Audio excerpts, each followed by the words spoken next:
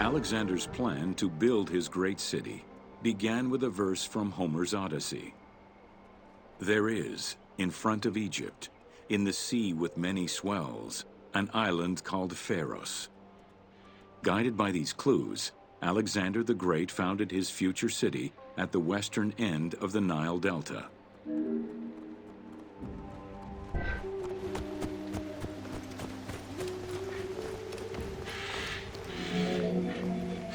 Though Alexander considered this location ideal for his great city, it presented considerable challenges. Too difficult to access during storms, the surrounding swamps threatened disease, and the limestone soil prevented the growth of healthy crops. However, due to the influence of his mentor Aristotle, Alexander the Great recognized that the true value was its strategic emplacement. Alexander knew that in controlling Pelusium to the east, Memphis to the south, and his crowning glory Alexandria to the west, he would create a triangular stronghold, allowing him to control the entire delta while giving him access to the Mediterranean.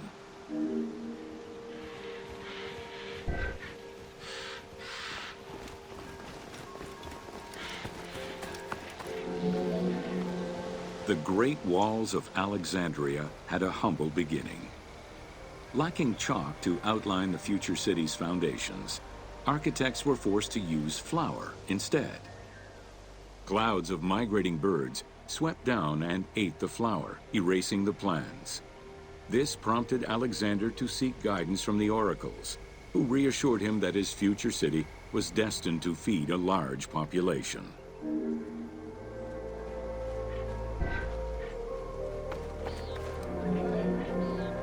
Excavations led by Mahmud Bey el-Falaki in the 19th century revealed that the wall enclosure measured approximately 5.2 kilometers in length and 2.2 kilometers in width.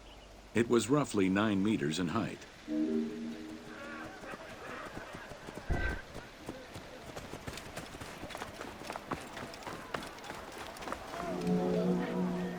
These formidable ancient walls would resist a number of attacks, including fending off the king of Syria in 169 BCE.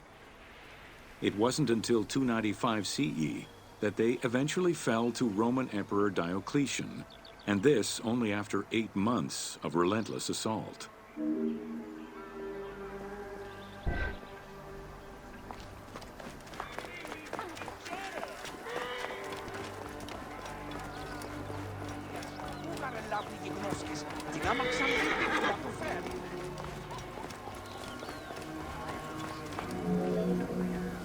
Alexandria's principal architect, Dinocrates, chose a Hippodamian grid plan. The grid maximized functionality, with wide, straight roads and canals running beneath them. Alexander recognized the military value of the city's design. The wide, parallel streets gave him optimal surveillance of the city, while allowing the unobstructed flow of troops.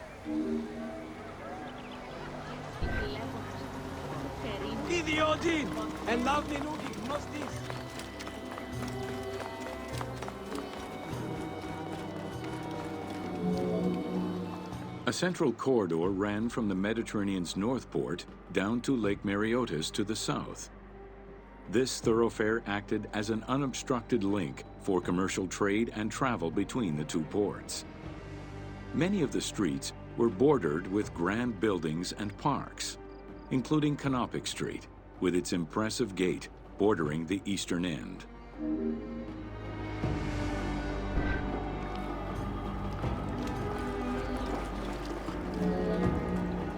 Alexandria was most likely built upon an already existing Egyptian village. Upon its completion, the Egyptians reviled the city, refusing to call it by its founder's name. Instead, they called it Raked, the building, as a mark of disdain, which was later Hellenized into Rakotis. Despite this, the name Alexandria would remain.